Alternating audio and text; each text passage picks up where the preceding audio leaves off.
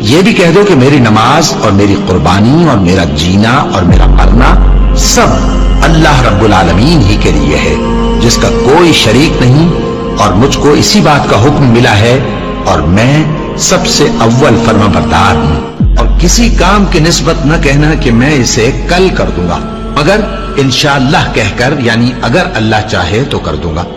اور جب اللہ کا نام لینا بھول جاؤ تو یاد آنے پر لے لو، اور کہہ دو کہ امید ہے کہ میرا پروردگار مجھے اس سے بھی زیادہ ہدایت کی باتیں بتائے۔ اور یوں ہی جھوٹ جو تمہاری زبان پر آ جائے مت کہہ دیا کرو کہ یہ حلال ہے اور یہ حرام ہے، تاکہ اللہ پر جھوٹ باندھنے لگو۔ جو لوگ اللہ پر جھوٹ باندھتے ہیں ان کا بھلا نہیں ہوگا۔ جھوٹ کا فائدہ تو تھوڑا سا ہے، مگر اس کے بدلے ان کو عذاب علیم بہت ہوگا۔ دین تو اللہ کے نزدیک اسلام ہی ہے، اور اہل کتاب نے جو اس دین سے اختلاف کیا تو علم حاصل ہونے کے بعد آپس کی ضد سے کیا، اور جو شخص اللہ کی آیتوں کو نہ مانے تو اللہ جلد حساب لینے والا ہے۔ اللہ نے نہایت اچھی باتیں نازل فرمائی ہیں، یعنی کتاب جس کی آیتیں باہم ملتی جلتی ہیں اور دہرائی جاتی ہیں۔ جو لوگ اپنے پروردگار سے ڈرتے ہیں ان کے بدن کے رونگٹے اسے سن کر کھڑے ہو جاتے ہیں، پھر ان کی کھالیں نرم ہو جاتی ہیں اور دل بھی نرم ہو کر اللہ کی یاد کی طرف متوجہ ہو جاتے ہیں۔ یہی اللہ کی ہدایت ہے، وہ اس سے جس کو چاہتا ہے ہدایت دیتا ہے، اور جس کو اللہ گمراہ رہنے دے اس کو کوئی ہدایت دینے والا نہیں۔ مسلمانوں، تمہارے دوست تو اللہ اور اس کے پیغمبر اور وہ مومن ہی ہے جو نماز پڑھتے اور زکوٰۃ دیتے اور اللہ کے آگے جھکتے ہیں۔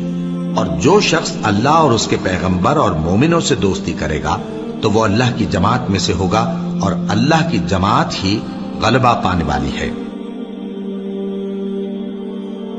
اور کسی مومن مرد اور مومن عورت کو حق نہیں ہے کہ جب اللہ اور اس کا رسول کوئی بات طے کر دیں تو وہ اس کام میں اپنا بھی کچھ اختیار سمجھے، اور جو کوئی اللہ اور اس کے رسول کی نافرمانی کرے وہ بالکل گمراہ ہو گیا۔ کیا تم یہ خیال کرتے ہو کہ ہم نے تم کو بے مقصد پیدا کیا ہے، اور یہ کہ تم ہماری طرف لوٹ کر نہیں آؤ گے؟ تو اللہ جو سچا بادشاہ ہے اس کی شان اس سے اونچی ہے، اس کے سوا کوئی معبود نہیں، وہی عرش کریم کا مالک ہے۔ کیا تم کو میری آیتیں پڑھ کر نہیں سنائی جاتی تھیں؟ پھر تم تو ان کو جھٹلائے ہی جاتے تھے۔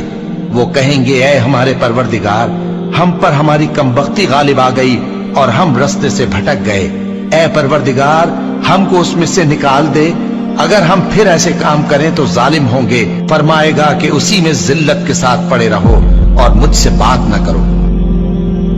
اور اگر اللہ تم کو کوئی تکلیف پہنچائے تو اس کے سوا اس کا کوئی دور کرنے والا نہیں، اور اگر تم سے بھلائی کرنی چاہے تو اس کے فضل کو کوئی روکنے والا نہیں۔ وہ اپنے بندوں میں سے جسے چاہتا ہے فائدہ پہنچاتا ہے، اور وہ بخشنے والا ہے، مہربان ہے۔ اور دنیا کی زندگی تو ایک کھیل اور مشغلہ ہے، اور بہت اچھا گھر تو آخرت کا گھر ہے، یعنی ان کے لیے جو اللہ سے ڈرتے ہیں۔ کیا تم سمجھتے نہیں؟ لوگوں، تم کو زیادہ سے زیادہ مال سمیٹنے کی خواہش نے غفلت میں ڈالے رکھا، یہاں تک کہ تم نے قبریں جا دیکھی۔ دیکھو تمہیں عنقریب معلوم ہو جائے گا، پھر دیکھو تمہیں عنقریب معلوم ہو جائے گا۔ دیکھو اگر تم جانتے، یعنی یقینی علم رکھتے تو غفلت میں نہ پڑتے۔